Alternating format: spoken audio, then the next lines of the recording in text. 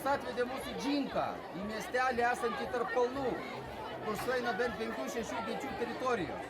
Čia yra daugiausia arijų gyventojų ir mes patekome į jų turgų, kur gali matyti visas jų gėrybės, kurias jie augina čia šitoje Afrikos žemėje.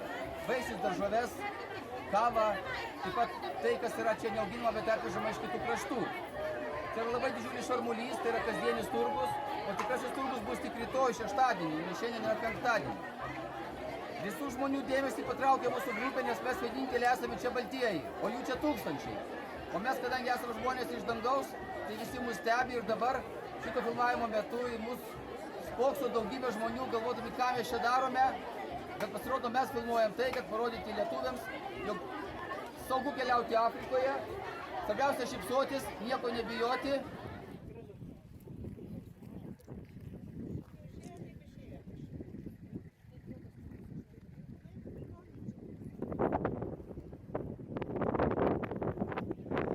Mes esame Konso genties teritorija, tai dar viena gentis, priskaičiuoja apie 300 000 gyventojų. Ši gentis garsi tuo, jog plėtoja terasinę žemdirbystę. Tai yra viena iš nedaugelio Afrikos tautų ar genčių, kuri turi tokį žemės apdirbimo būdą. Šiai technologijai, šiam žemės apdirbimo būdui yra keli tūkstančiai metų. Būtent dėl to prieš kelis dešimtmečius UNESCO organizacija įtraukė Konso sukurtą kraštovaizdį UNESCO saugomą gamtos ir kultūros paveldo sąrašą. Mes dabar važiuojame per Konso genties teritoriją ir grožimės abipus kelio matomais terasinės žemdirbystės laukais. Žmonės čia augina sorgus, kukurūzus, lęšius, pupas, žodžiu, tą kasdienį maistą, kurį vartoja patys ir kurį parduoda kitoms aplinkui esančioms gentims.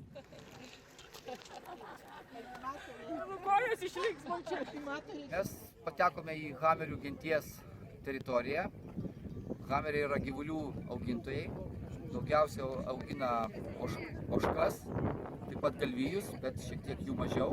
Dabar mes matome tokią dirbtinai suformuotą vandenvietę, į kurią vietiniai kasdieną atgina gyvulius, juos pagirdyti. Mes sustojame prie kelio fotografuoti, bet prie pat iš karto prie mūsų prisistatė čiabuviai, prašydami už fotografavimą susimokėti. Čia yra ir vaikų, kurie greičiausiai nelanko mokyklos, nes laikas yra toks, kai mokiniai turi būti mokykloje. Čia jų tėvai, kai kas yra su šautuvais, turi daug šovinių. Mūsų kontaktai yra taikus, visi noriai fotografuojasi, nes tai vienas iš pirmųjų mūsų kontaktų, kai vienoje vietoje yra daugiau čiabuvių. Mes atvykome į išdžiūvusią upės vagą. Tai yra Kaskės upė, Hamerių kalba reiškia didžiulė upė. Ji dabar yra visiškai tuščia, seniai lyjo vanduo. Vanduo labai svarbus aplink esančių kaimų gyventojams, kuriems upė yra pagrindinis vandens šaltinis. Kadangi upė išdžiūvo, bet vandens vis tiek reikia. Ką daryti? Vietos gyventojai tūkstančius metų praktikuoja metodą, kai upės vagoje iškasa kanalus, juos įgilina ir šiais laikais jau nuleidžia vamzdžius, kuriais siurblio pagalba pumpuoja vandenį į viršų ir tokiu būdu naudoja kaimą. Taigi šiuolaikinė technika ir žinios apie gamtinę aplinką padeda net ir labai nuošaliose vietose, skurdžioj gamtinėje aplinkoje gyvenantiems žmonėms turėti vandens. Mes patekome į Darašą genties gyvenamąją teritoriją.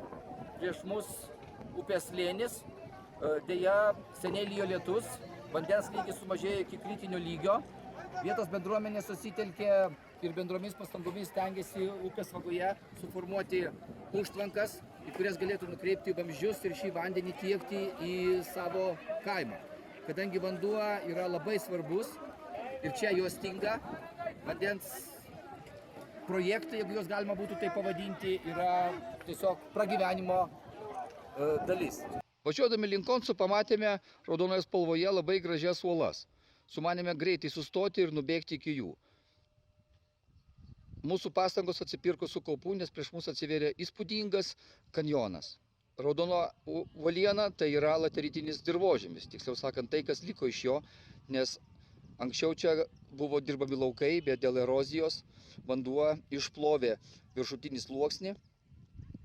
Lateritas yra labai smulkus smėlis, taigi jo nebeliko, va štai tuo slėniu nutekėjo vanduo ir derlingasis dirvožemis, o liko štai toks lyg ir subjaurotas, bet tuo pačiu labai fotogeniškas kraštovaizdis, kurio puolėme visi fotografuoti, filmuoti ir džiaugiamės, jog stabtelėjome čia ir improvizuotai aplankėme Amerikos vakarus primenantį kraštovaizdį. Mes atsidūrėme Dorzės kaimo vieno ūkio darže.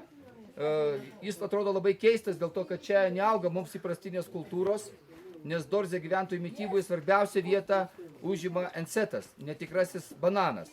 Iš šono žiūrint ir nemokant atskirti, atrodo, kad tai tikrasis bananas, bet šis bananas net vaisių neveda. O vietos žmonės per daug laiko įsigudrino jį panaudoti kitokiu būdu. Šitas bananas turi labai storus lapus, kurie turi viduje medžiagą, kurią fermentuojant mėnesį laiko, aš tai mūsų dabar jau moteriškė irgi kai ką bando parodyti, mėnesį laiko gaunama tešla, raugas, kuris labai tinkamas kepti jų vietiniai duonai. Tie, kas turi encetą, niekada nebadauja, nes turi duonos. Encetas yra labai ištvermingas augalas ir jeigu nedėra grūdinės kultūros dėl išsitęsiančių sausrų, tai encetas auga visada. Taigi tie, kas turi encetą, visada yra sotus. Čia mums norėta parodyti, ką galima padaryti iš enceto ir va štai moteriškė jau atsineša savo kasdienį instrumentą, ant kurio deda enceto lapą ir bandys jį apdoroti, stengiantis iš jo stiebo išskirti tą gličią masę, kuri vėliau, kaip minėjau, mėnesį laiko fermentuojama ir gaunama tešla reikalinga duonai kepti.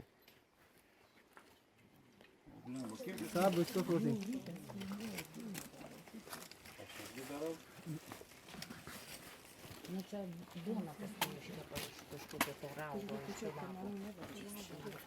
Čia jokių bananų duona. Ir šiokio duona. Taigi dabar matom procesą, jinai bando atskirti žievę.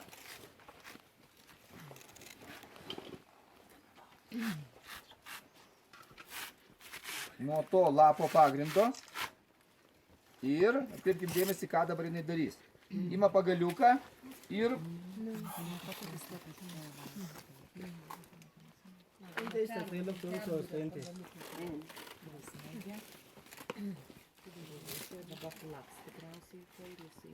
įtvirtina tą lapo dalį, kurią norės apdoroti prie štai tokios lazdos, kuri yra būtent tam tikslui ir paruošta ir naudojama. Na va.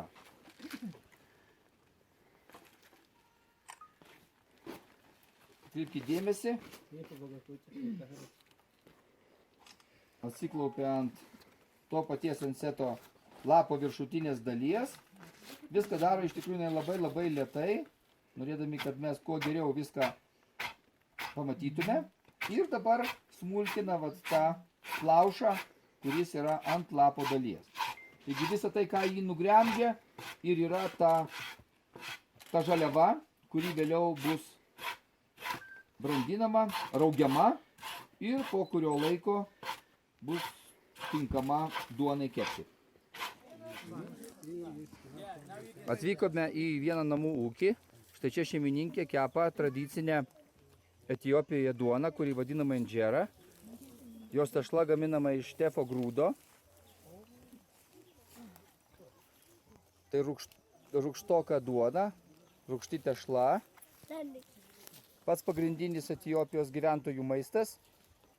Būna įvairaus dydžio, bet čia matom štai tokios formos keptuvę. Tokią keptuvę turi kiekviena šeima, nes be injeros etiopai neįsivaizduotų savo kasdieninės mitybos.